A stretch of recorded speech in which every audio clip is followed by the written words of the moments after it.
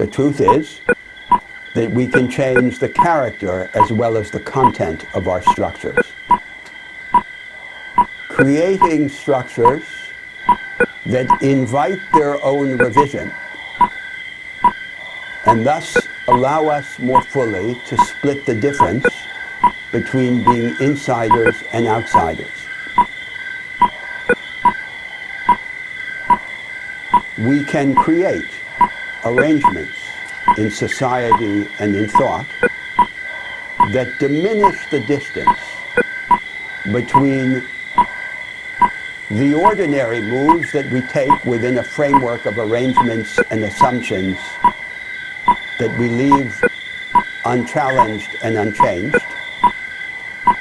and the extraordinary moves by which, from time to time, usually under the provocation of crisis, we challenge and change pieces of this framework. And to that extent, we become freer and greater.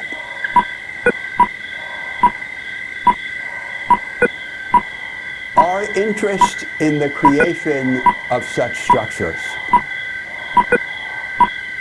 that allow us to participate in them without surrendering to them is intimately related to our most fundamental material and moral interests. To our material interest in the development of our practical powers of production, and to our moral interest in the weakening and the eventual overcoming of entrenched schemes of social division and hierarchy, such as the structures of a class society. The liberals and socialists of the 19th century believed in a pre-established harmony or a natural convergence between these material and moral interests. And they proposed, according to their different orientations, a particular institutional program that they hoped would promote both the material and the moral interests. They were mistaken. But we would be mistaken if we replaced their dogmatism by the tragic dogma of an insoluble contradiction between our moral and material interests.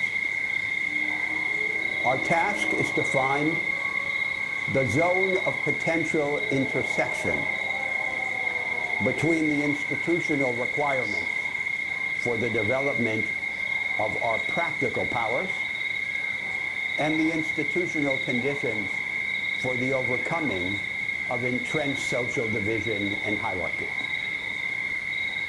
The common element lies precisely in the creation of arrangements and of methods that, rather than presenting themselves as part of the furniture of the universe,